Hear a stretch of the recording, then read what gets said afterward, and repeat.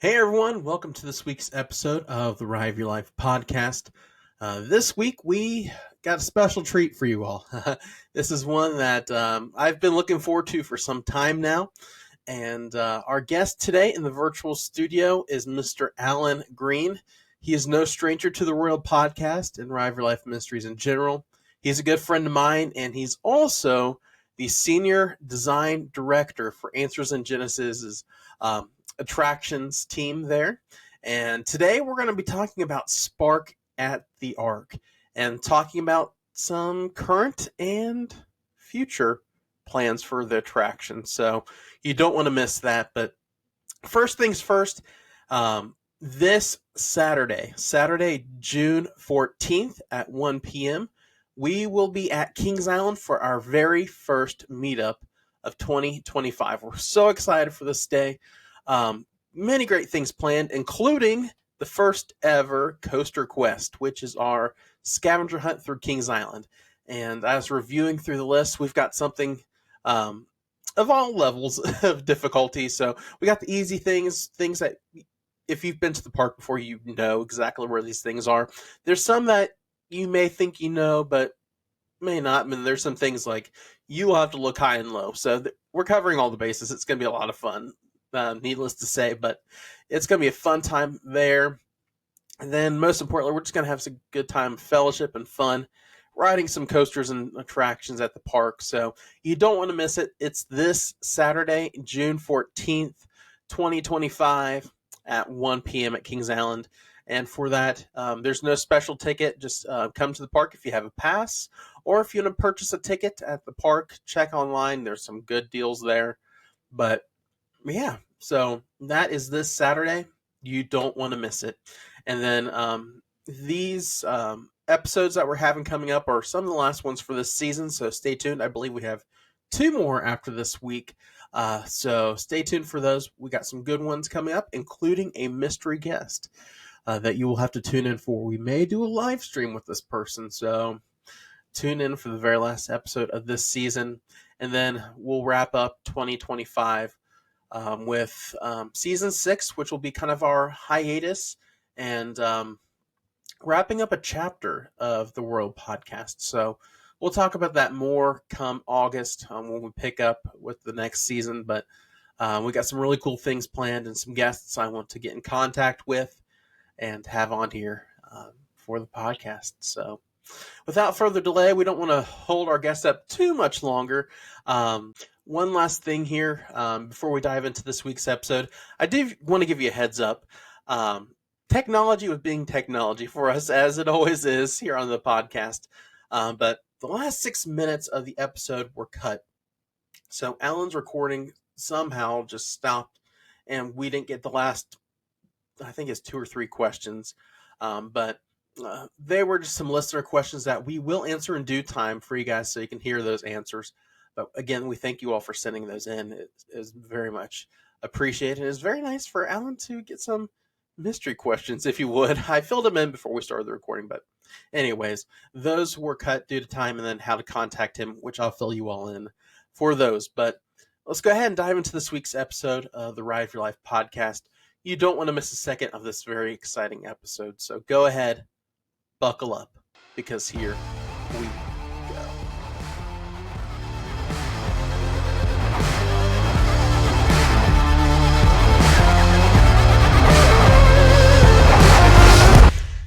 Hey everyone, welcome to this week's episode of the ROYL Podcast, and this episode I am so excited for. This has been in the works for a while, and I'm so excited to have him back in the virtual studio.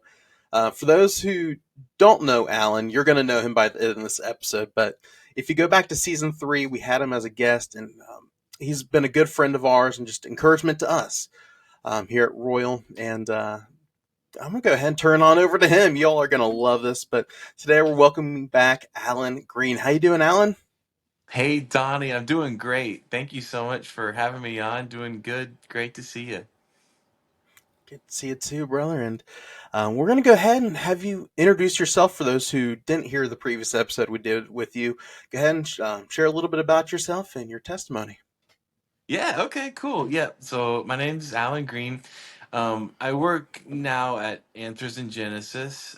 We have our attractions in Northern Kentucky, the Ark Encounter and Creation Museum. I'm senior design director with our attractions design team. But just in a short summary, I grew up, became a believer in Jesus when I was 9. I was blessed to grow up in a Christian family, put my faith in Christ at that time, and have had a love for both the Lord and also the themed entertainment industry, and kind of pursued that in my career. So that's a little bit about me. Awesome. And you mentioned you're with Answers in Genesis, and that's what we really want to focus in on today, and some of your attraction experience as well. But how did you get your start with Answers in Genesis, and what are some of the areas you've been able to work and minister in while there? Okay, yeah, sure. So when I was graduating from college, this is back in 2011. I went to UC, studied industrial design, wanted to work in theme park design, themed entertainment design, something like that. Around that time, and I was kind of praying, seeking, looking for what life after college would look like. My mom, she found this article in a newspaper about this themed attraction coming to Northern Kentucky called the Ark Encounter. Hmm. And I was just like, oh my goodness, wow. I mean, this I had never even dreamed of how cool it could be to combine. Um, I mean, in my mind, my love for the Lord and Scripture and themed entertainment, and it just seemed like this amazing coming together of those two things. And so, from there began a journey where I sought after. Kind of as things went along, I was put in contact with Patrick Marsh, who led the attractions design department at Answers in Genesis. To make a long story short, it took some time, but the door opened for me to start working there. And I've always worked at AIG in the attractions design team. I've had a few different titles. Started as exhibit designer. I'm senior design director now, but have always worked in that department, and it's been great. I love what we get to do there. Awesome. And with that, what are some of the we'll get into this a little more in depth later on, but what are some of the neat projects you guys are working on now that we could see Yeah. possibly this year? Yeah, okay, cool. We actually have a pretty big year this year.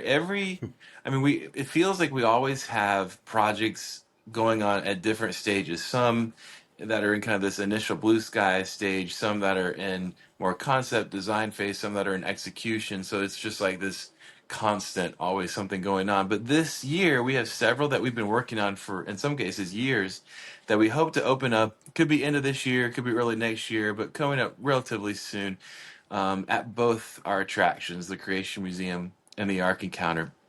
This summer, we'll be opening up a butterfly house and an area we're calling a creature feature. Both are right next to each other, and we'll showcase.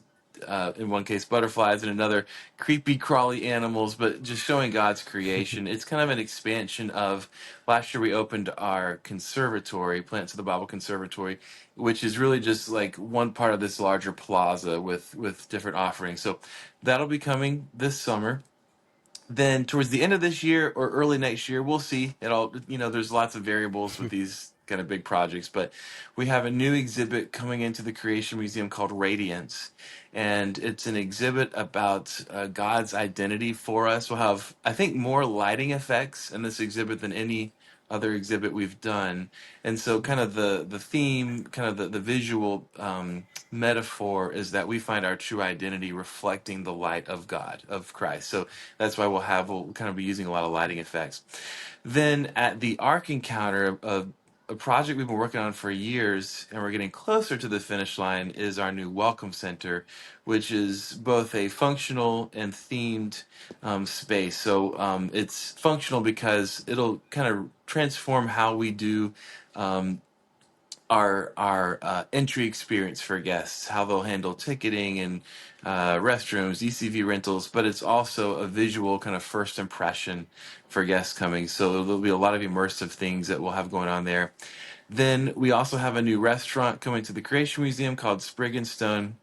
And then still probably years out from now, but an active project we're working on now is our Jerusalem model project where we're building a first century model of Jerusalem. So those are just some of the things in the works right now.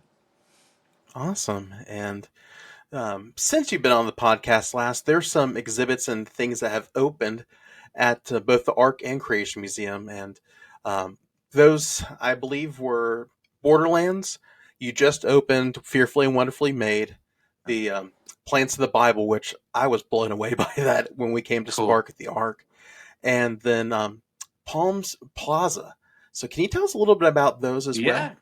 Absolutely. Yeah. So it's I couldn't remember when I was on the podcast when it was, but yeah, so in our Creation Museum, we have an area called Palm Plaza, and it's at the end of guest experience, and it is a themed environment, but it's also kind of a hub for a few different kind of auxiliary exhibits.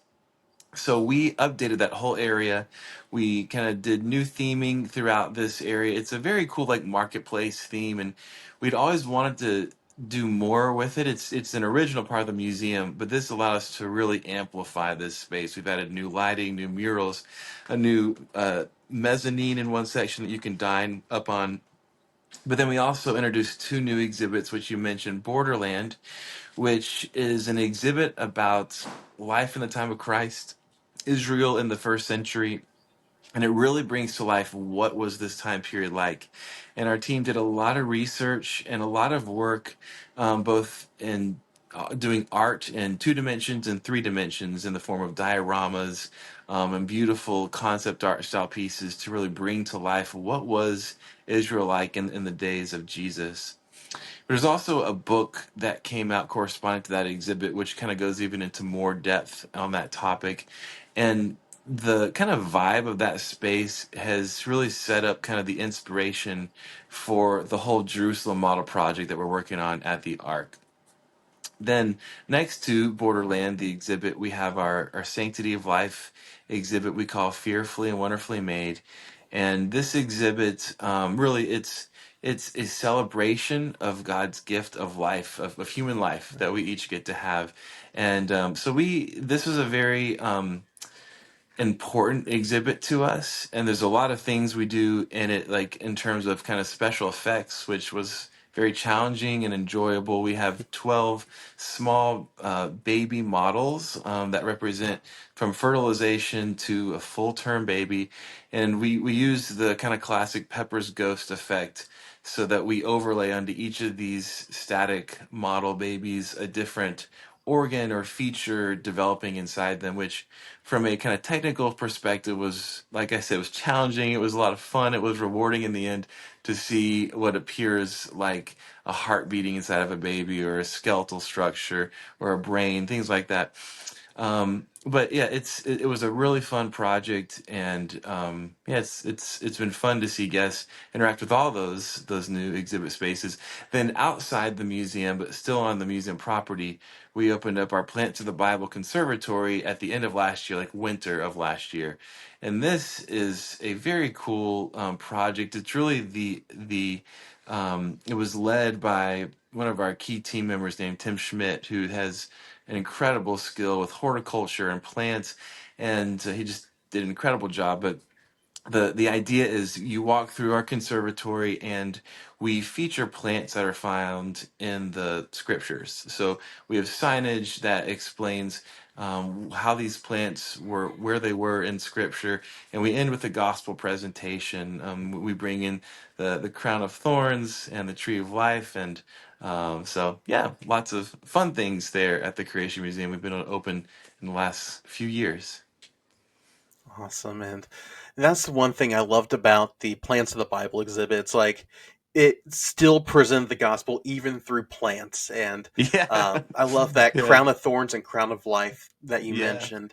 And then going back to Fearfully and Wonderfully Made, and it's neat to see the exhibit come to fruition. I remember you were trying to explain it to us, but it's hard to explain, but you just Yeah. have to see it. And to make the story of Fearfully and Wonderfully Made even funnier, I attended Doug Henderson's session Yeah. at the Yeah. Spark at the Ark, and he told us, Yeah. "Alan, this ain't gonna work." Right. But Yes. go ahead and tell us a little bit about what happened with the Pepper's Ghost Sure. effect. Yeah, that I'm glad you got to attend Doug's session there. So Doug, he's our supervising art director. He oversees all of our exhibit maintenance or exhibits artistry and maintenance. But so he and I really were kind of partners in trying to bring that exhibit to life. And I wanted to bring this Pepper's Ghost effect to life. Again, that's where we would kind of make it look like there's animated organs and such inside these model babies. But to not get into too much complication, we had multiple pieces of glass and they were reflecting off of each other, causing all these unwanted reflections. And we're at a point where we were just like, how can we make this work? We don't know of any solution here.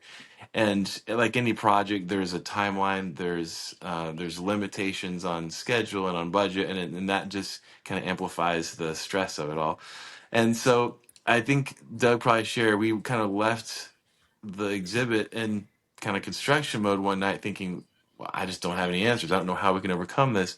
And Doug he's so gifted in so many ways, but one of his interests is like illusions and magic kind of tricks. And so he had seen something where they used privacy film, which is kind of a plastic that if you look through in one direction you can see, but if you turn it you can't see through it. And he had seen that used in a magic trick, and he thought, well, could we use that to prevent some of these unwanted reflections? And so we got some, we tried it, it worked. It actually made the exhibit better than we had ever kind Wow. of thought it could be, in a sense, because we covered all these kind of monitors and such with this film. And so now when you stand in front of one of these model babies, as you approach the baby, the reflected organ just kind of softly reveals itself, and then as you keep going, it softly disappears because of your angle to that to that film. So anyway, God used Doug to really pull us out of a hard situation, and God used kind of Doug's interest in magic and things to do that. So grateful for Doug. But that's just one little story of there's a lot of God stories in the creation of these exhibits where we come to moments where we're like, I don't know how we're going to overcome this, and then God provides a solution. We're like, thank you God so much. So yeah. And I loved hearing that story. It's just, Yeah. and all the exhibits in the Creation Museum and Ark Encounter are very important. But I will say this one, with just our culture right now, it's needed. And I know Radiance is going to be much needed. And after Yeah. seeing, just walking through that space, seeing the concept art of Mhm. what it's going to look like, and man, I Yeah. it's everybody needs to go to the Creation Museum. Whether you've been there back when it first opened, it's completely different now. It Almost, it's is. completely Yes. different, and just it keeps adding and adding so many things, and it's just amazing to see how God's been using that. And what are some of the stories you've heard from some of these exhibits, how it's impacted people's lives? Yeah. Well, one exhibit where we intentionally ask people to share their story with us is our Fearfully and Wonderfully Made exhibit. We At the end of the exhibit, we have this little section called something like "Share Your Fearfully and Wonderfully Made Story," and we give guests a QR code. They can go to that QR code and they can type in their story, and we project on the wall there at the end real people's stories and testimonies. They're not all like based on the exhibit, but it's like their fearfully and wonderfully made story. Hmm. Um, a few that come to mind that have just been really touching. One, there was this girl who went through Fearfully and Wonderfully Made, and I don't remember every detail. We wrote an article about it on our website, but she had some kind of a condition when she was born, where I think her life as before she was born was uncertain if she was going to make it, and she did. And she went through the exhibit and was so touched that it led her to go to like her local court, or like local government. Wow. And I think they were working on if they were going to pass an abortion bill, and she like testified that her life was not wasted, was not it meant something. And she's able to stand and say, like, my life is important, God made me, even though I wasn't for sure gonna make it. So she had a real sweet story. She After doing all that, she came back to the exhibit. We got to meet her. It was really cool. That was pretty special. But we're really blessed to hear other stories that people will come and share, just of being encouraged, or some even giving their life to Christ, or Mm. some feeling like they have had a lot of questions, like, can I trust the Bible? Can I trust that Jesus is Lord? And they'll come to our attractions and learn a lot of information and get resources, and they'll be able to be encouraged that they can trust in the scriptures and in Jesus. So it's really special. I mean, what we do is nothing, we're just there. God's the one who does it all. So we just get to have fun and see his hand at work. But it's really encouraging to hear stories like those. Amen. And I can only imagine heaven will reveal just how many souls have been Mhm. touched by these exhibits and experiences, and how many souls came to know Christ, whether it was Yeah. through Fearfully and Wonderfully Made, whether it was the seven C's, the doors to salvation, Yeah. whatever it may be. Yeah. It's just amazing how you guys have taken these biblical truths and put them in a very beautifully artistic way Mm. to bring people to the saving knowledge of Him that wouldn't typically go to a church. They'll come Yeah. to this neat attraction. They'll come to the world's largest arc or attraction or something like that. Yeah. Something that will pique their interest. Um, that they get to hear the gospel. It's Yeah. presented to them literally every place you turn on these properties. You hear the gospel in some way or Mm. another, whether it's a lecture from Ken Ham, reading a sign, watching a video. The gospel is there, and that's what I love about Answers in Genesis. And just it's neat to see that, and the future is bright for Answers in Mm. Genesis and what it has in store, and gospel coming in new, different ways that people wouldn't imagine they'd be in. Yeah. So, Yeah. and just one of the neat ways to see that showcased was that spark at the arc. And we're going to go ahead and talk about that now. I have a cheat sheet here of things I do want us to cover about Spark at the Arc. And this is almost your sales pitch, Alan. Let's go ahead and sell next year's event. So, Yeah. um, let's go ahead and jump into this year's event. So let's begin of how did this come to be? How Yeah. did Spark at the Arc come to be? Yeah, so the kind of the origin story of this event was a couple years ago. I was down at IAPA. IAPA is like a annual themed entertainment theme park world convention in Orlando trade show where all these different people from the industry show up, and me and it was just me who went the first time from AIG, were invited to this event I never heard of before called the IAPA Prayer Breakfast. And so I Hmm. showed up one morning and I was just amazed to see a relatively large group of people in our themed entertainment industry who would show up and spend a morning being encouraged, encouraging each other, praying, hearing a message that it was honored to God. And I was just like, this is incredible. I feel like I went to a Christian retreat, but then after the session, I'm back on the floor at IAP. I'm like, this is so cool. So I came back, I shared that with some of our team, and we kind of thought, could we do something kind of like that here at the Ark Encounter at the Creation Museum? So that was kind of the beginning where we just started to prepare for that. And it was so cool to see in kind of hindsight how the Lord introduced us to a number of people, believers in the industry, who we were able to invite to come and speak at Spark. Um, and it was just God's hand at work through the whole thing. So the event itself, kind of what we kind of came to as like, what is this thing? What's the core purpose? Is our thought was it's a place for encouragement for creatives who are Christians. Not that you have to be a Christian to come, but that's kind of where it's coming from. A place of encouragement. And so it's kind of focused on themed entertainment, which would be like theme park, museum design, but also theatrical productions, so stage shows and video creation, really in any creative person. So that was kind of the purpose of it all. Nice. And what was that creative process of Spark? How did you create the layout of this event? Knowing what you wanted to incorporate, what you didn't want to incorporate. What was that Yeah. process like? Well, there was a lot of brainstorming and conversations that went into that. It started with I mean we kind of thought about a lot of different angles, even the name itself, Spark. There was a lot of kind of conversation about how are we going to do this.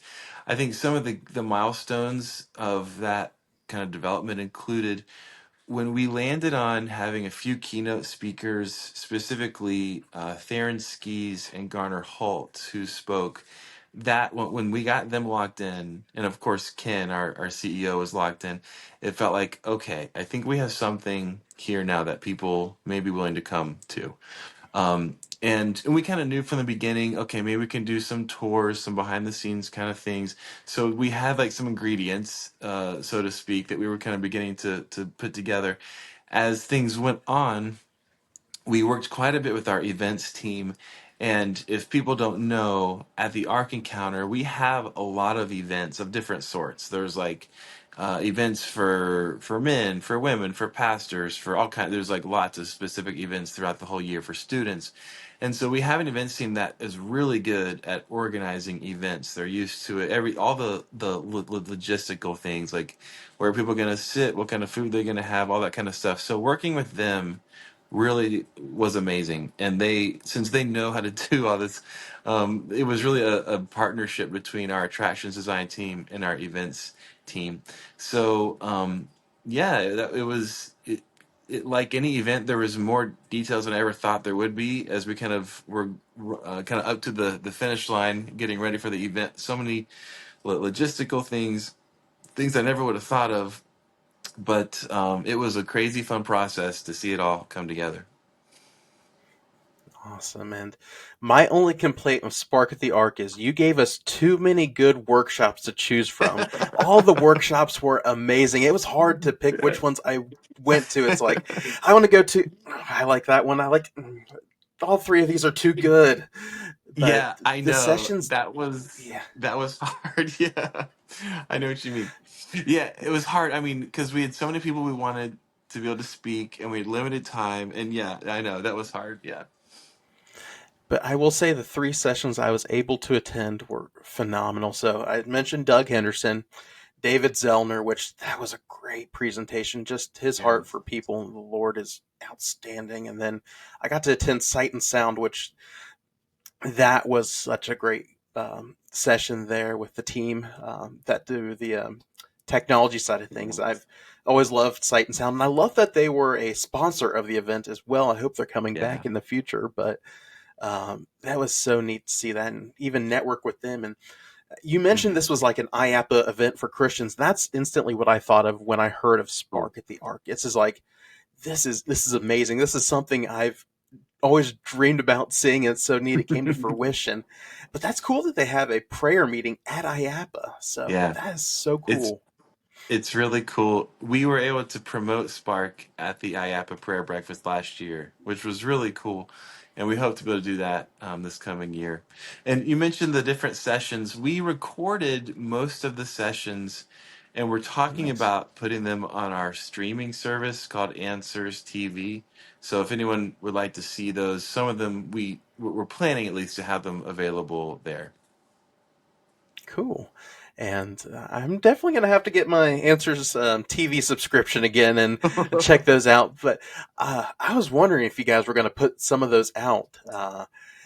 Yeah, Again, there's so we many do. sessions that I want to hear or watch.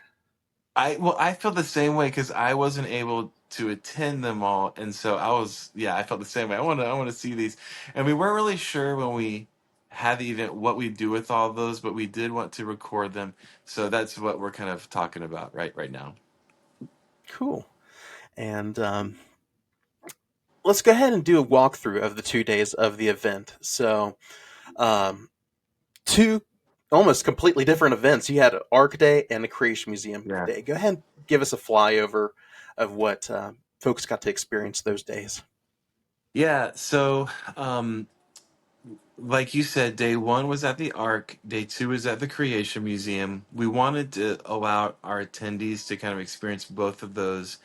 So kind of the main focuses of the event included each day we had some keynote speakers. So day one we had our founder CEO Ken Ham, who shared about kind of the story of how did the ministry Answers in Genesis and the Ark Encounter and Creation Museum come to be. We had Theron Skis also speak on day one at the Ark, who he's an incredible guy, loves Jesus, has such a cool background with he was an executive, creative executive with Walt Disney Imagineering, worked on a whole host of projects from the Tower of Terror to Disney Cruise Line to Disneyland Paris, Hong Kong Disney. He's amazing. So he spoke.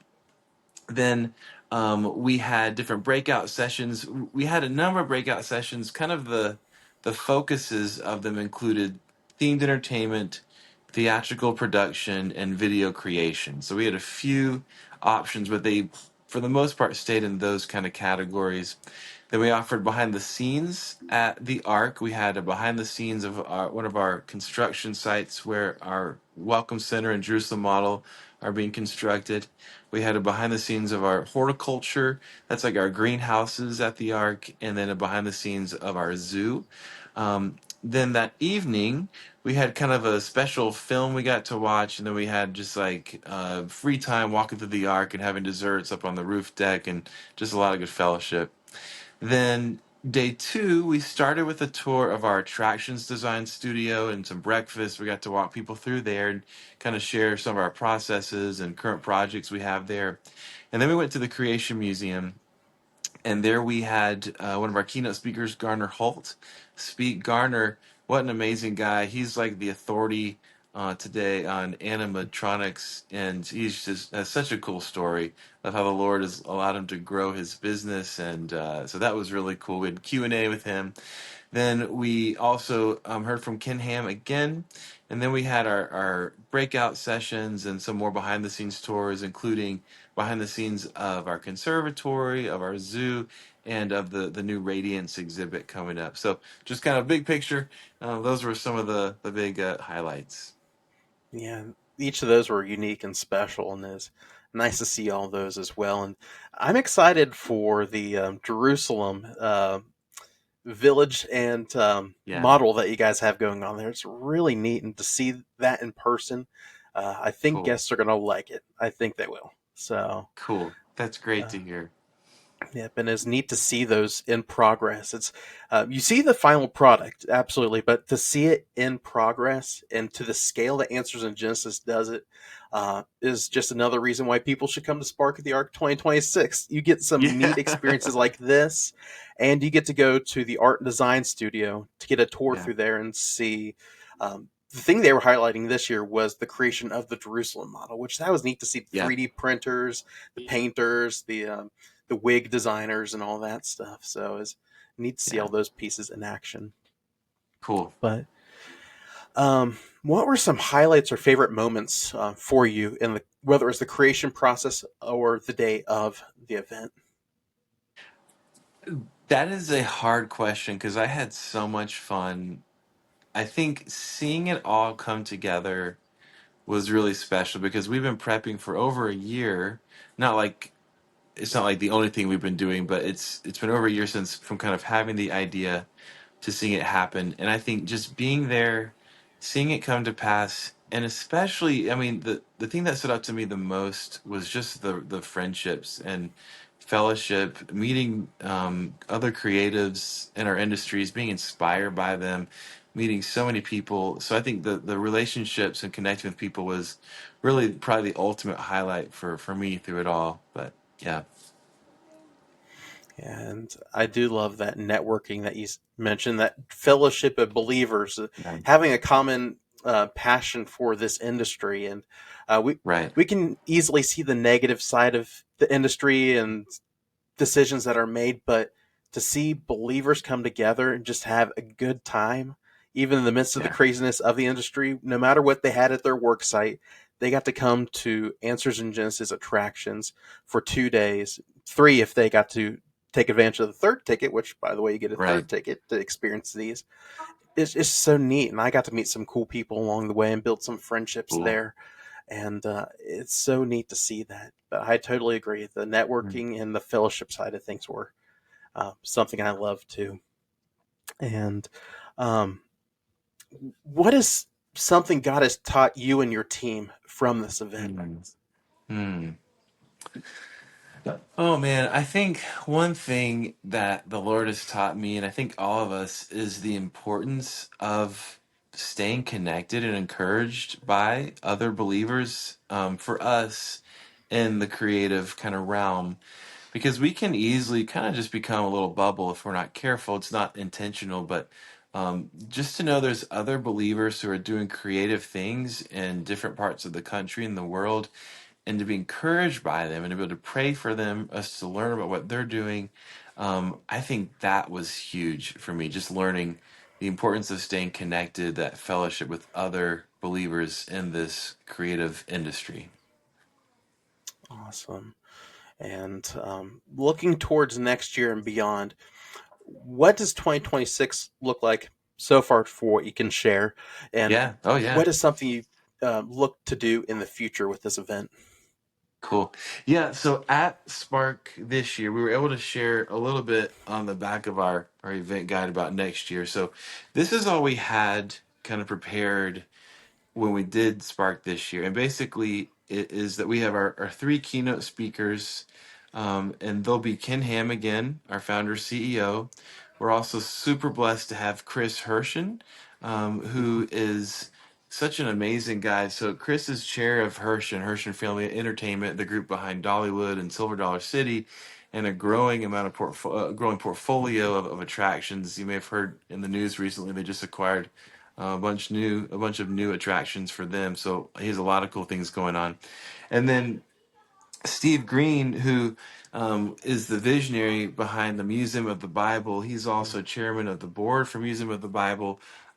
So super thrilled to have these incredible leaders in our industry come and share about the work that the Lord's allowing them to do.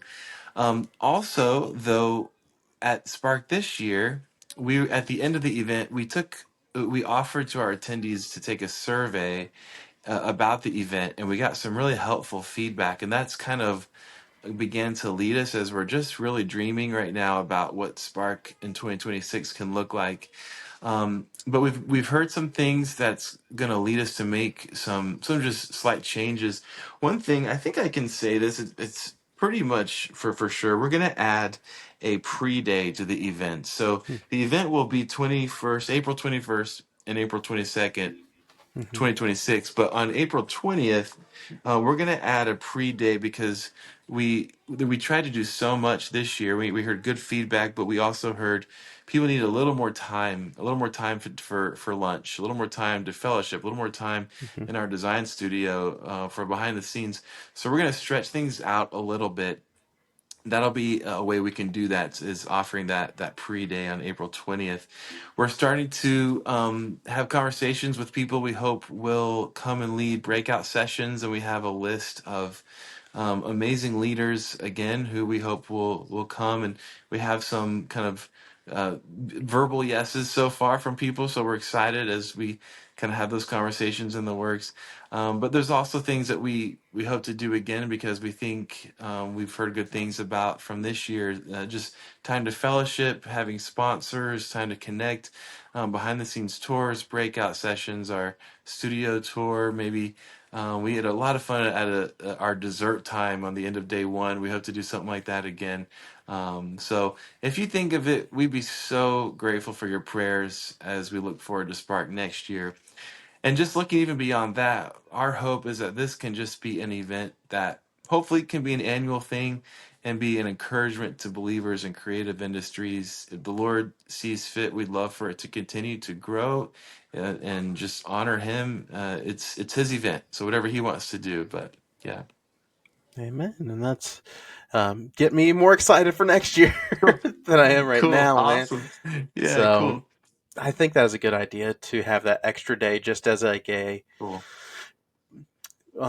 pre-event fellowship and just build those cool. friendships and to extend it past rushing it in 2 days. So Yeah, yeah, that's something neat. cool. And then here's the sales pitch, Alan.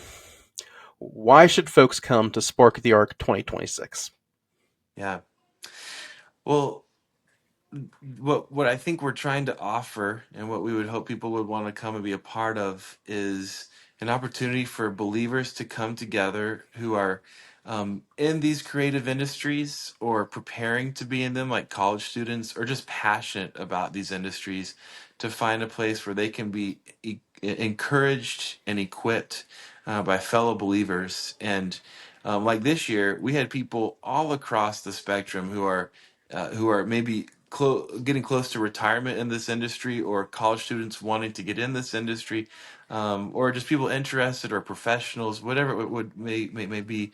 We hope that'll happen again. That next year, people will see this as a place where they can come and hear from industry leaders who are believers, who I was so blessed to learn from, and just to learn from anything that we have going on at AIG, if any of that can be helpful through things like tours, but really just to build those relationships and be equipped.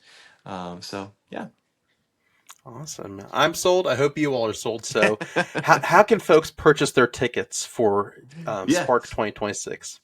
So if you go to arkencounter.com/spark, that is our webpage where you can find all the information about the event. You can get a ticket there. You can learn about our speakers, and we'll continue as we develop the event to add more details to that webpage. So right now, it's pretty much just info about our three speakers, but over time, we plan to add the event schedule, and as more breakout session speakers come along, we'll have information about them as well. So arkencounter.com/spark. Awesome. And as we wrap up the portion of Spark, I'm going to tell you this now, Alan. You can share as little or as much as you want about what you talked about Wednesday evening at the Yeah. conference. A little bit's been Yes. announced on social media this past week, but there's some things you didn't mention on social media. Yes, so this was where I did that little thing about like future things coming to the arc. Is that what you're thinking about? Yes. Hmm. Yeah, okay, cool. So yeah, I had to kind of get permission to share some things, and I couldn't share everything, but um, I was able to share a few ideas, concepts that are not greenlit, may or may not happen, could look different than what we're thinking right now. But I'll just share a little bit about those two attractions in particular that we've put a decent amount of just blue sky concept development into.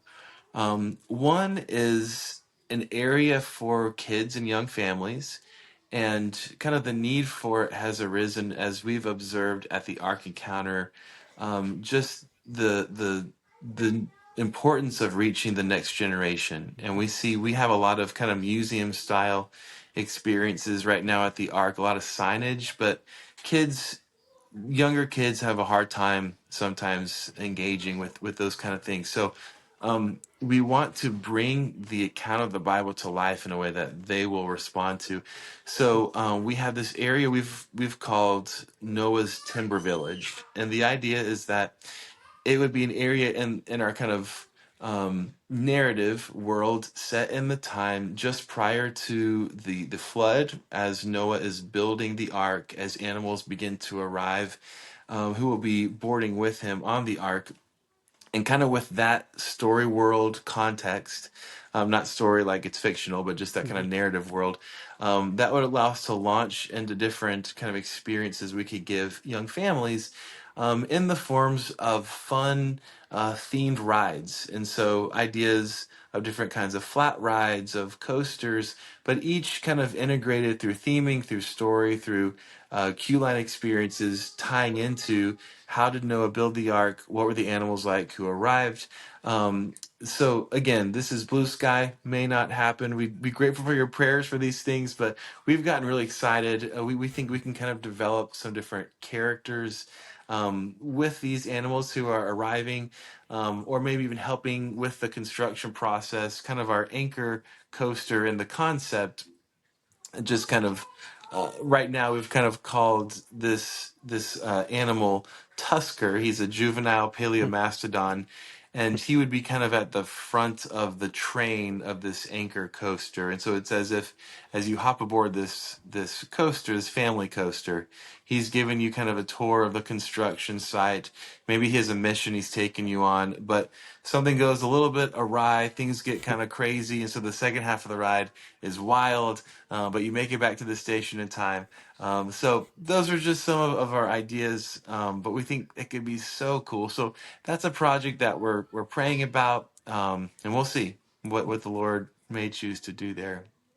Another one is a attraction that would be based on the biblical Tower of Babel. And our thought with this one would be to, in kind of a similar way that we've kind of replicated Noah's Ark, building Noah's Ark, we would do that with the tower. But of course, the Tower of Babel, in some ways, is almost opposite in its story in terms of what its core idea is. The Ark is a beautiful representation of God's salvation, whereas the tower is God's judgment on man's pride. So the story itself, the narrative would be quite different in some ways, but we would use the tower and this concept, at least, as a facade to house a dark ride inside, similar to what you would see at Universal or Disney, but at our lower budget level. But to invite guests to go back in time to see the construction of the tower itself, to see God's judgment, to follow people groups to different areas that they were dispersed to, and to lead guests to what we call the one blood message, and that is that Jesus died for people of all these different people groups who dispersed from Babel, people of every nation, tribe, and tongue. So after the ride, we would have post ride exhibitry, allowing guests to learn more details.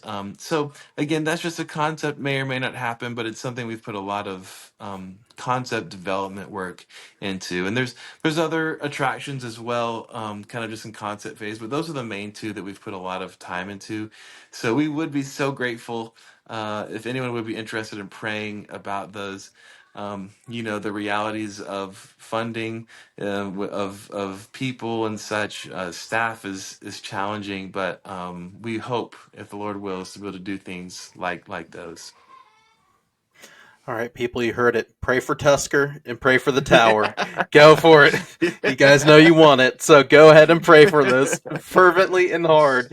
So, but man, that's Amen. awesome that you're thinking towards the future. And then I know with the closing of one restaurant at the Creation Museum, it opens space for future expansion. Now that Yeah. you all have moved to your beautiful new facility and headquarters for Answers in Yeah. Genesis, so we're excited to hear what that side of the museum is going to hold in the future as well. I'm sure you guys, I don't know if you guys have ideas for it yet or not, but it's going to be pretty neat to see what you do with it.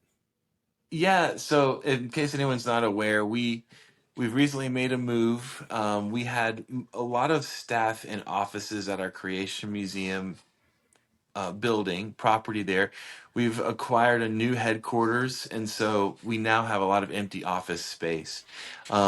So there are ideas, none that's necessarily locked in, but there are ideas on how we can use that office space. Some of the kind of reoccurring ideas have to do with kids exhibitry in some way, whether it's classrooms or hands-on experiences, something to do with kids and families. Again, we see, just like we do with the Ark, a need to reach the next generation. So nothing. It'll be interesting to see. I think time will tell what exactly happens there.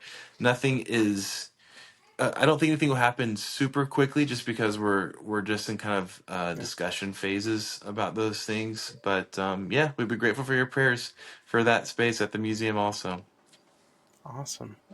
And along the lines of praying for Answers in Genesis, um, first and foremost, what are some prayer requests that you all have as a team and as a ministry that you would like listeners to Mm. pray for? Yes, thank you so much, man. I Hmm. cannot thank you all enough. Um, with our team and with AIG and attractions design, just prayers for the Lord's leading, just creatively, vision, and then provision. Also, that as the Lord would give us direction, He'd provide everything we would need with projects and such. Also, prayers for just the Lord's success, in a sense that people would come to know Christ, would be equipped in their faith, that the next generation would be reached through these attractions, um, and just safety over our team. I mean, both spiritually and even physically. I mean, working with power tools and heavy things and all that kind of stuff, we'd be grateful for the Lord's protection. So those are just a few things we'd be so grateful for your prayers for. Absolutely. And then how can folks get involved, whether it's monetarily, as a volunteer, or as a full time position at the Art and Yeah. Creation Museum and Ministry? So for all those, the kind of touch point, at least starting place, would be going to our website, answersandgenesis.org. That's where you'll get to know more about who we are. We have a lot of different outreaches. The kind of the core ministry, Answers in Genesis, has we're an apologetics ministry, meaning we want to help equip believers so that they know that the Bible is true. So we have Hmm. lots of articles on our website, for example, if people have questions about a whole host of things related to Scripture.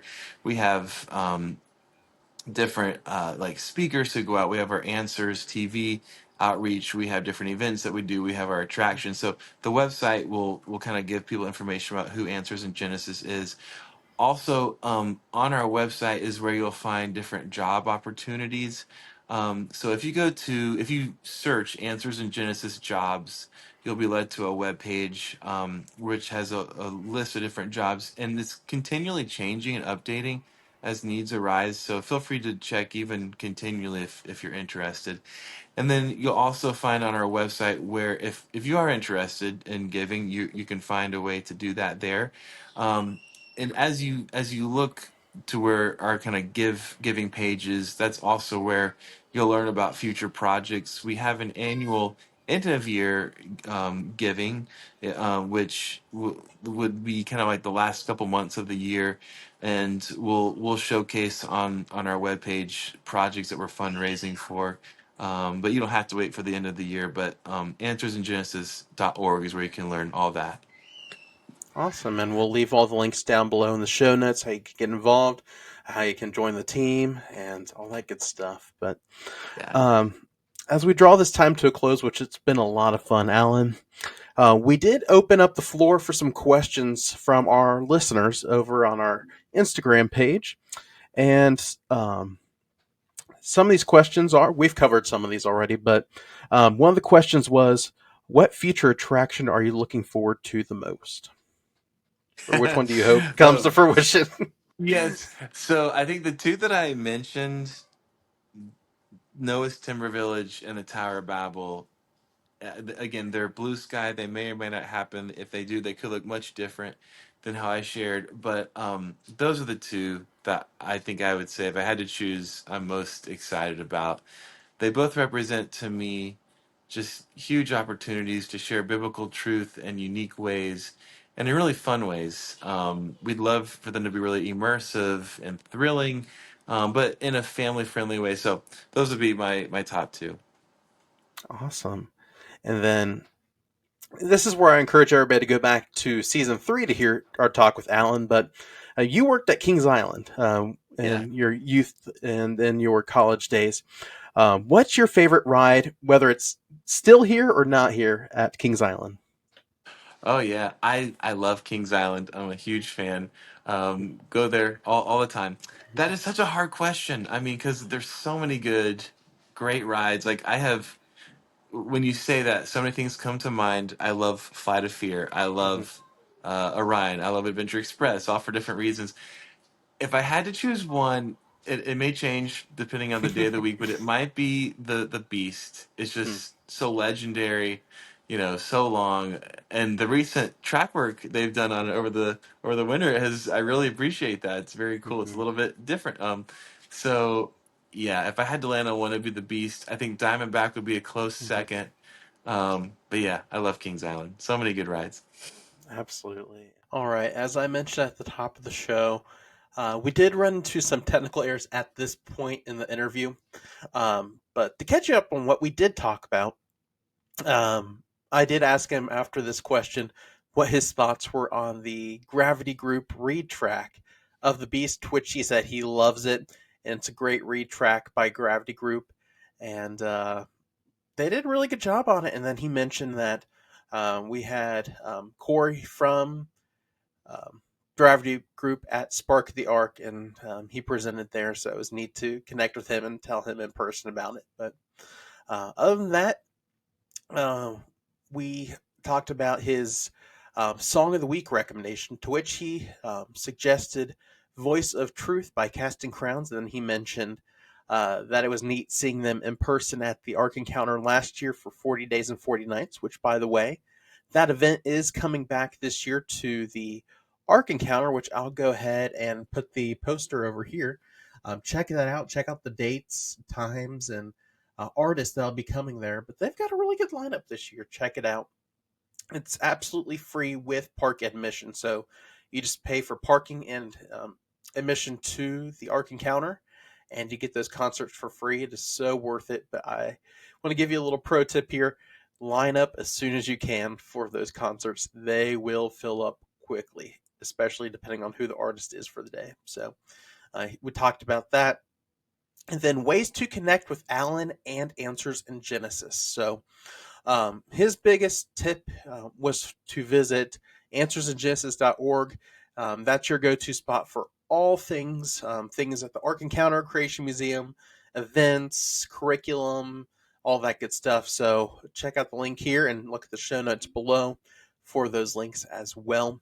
And he said to connect with him, you can connect with him on LinkedIn and email him as well, and we'll leave that email below just to stay connected with Alan. But we do really, really appreciate Alan taking time out of his busy schedule to hop on the podcast just to fill us in and give us an update on Spark the Ark, what's going on at the Creation Museum, Ark Encounter, all that good stuff. And the future, as you know, is bright for the ministry there, Answers in Genesis, both at the Ark Encounter, which I don't know about you, and I hope, again, you all are praying for Tusker and praying for the future expansions, Lord willing, that God would do according to his plan and will. But let's admit it, we all want to see a coaster at the Ark Encounter. So in all seriousness, please pray for them and pray for Lord's direction and funds to come in, which later down the line, if God puts it on their heart to actually greenlight these projects, it'd be so neat to work together as Ready for Life Ministries and do some kind of fundraiser for that project or future projects. But stay tuned for that. Again, it's in the Lord's timing, but please be in prayer for them, just for wisdom, guidance, direction for all their exhibits and attractions, because ultimately, whatever they do, it's pleasing to the Lord, and it will draw all men to him for salvation. So thanks again, Alan, for joining us this week, and thank you all for listening. And if this is your first time listening to the ROYL Podcast as a result of our guest today, thank you for joining us. Check out some of our previous episodes, including the one we did with Alan a year or two ago, and I know it'll be a blessing, help, and encouragement to you. So that is all for this week. We will see you all next week here on the Ride Your Life Podcast. Peace.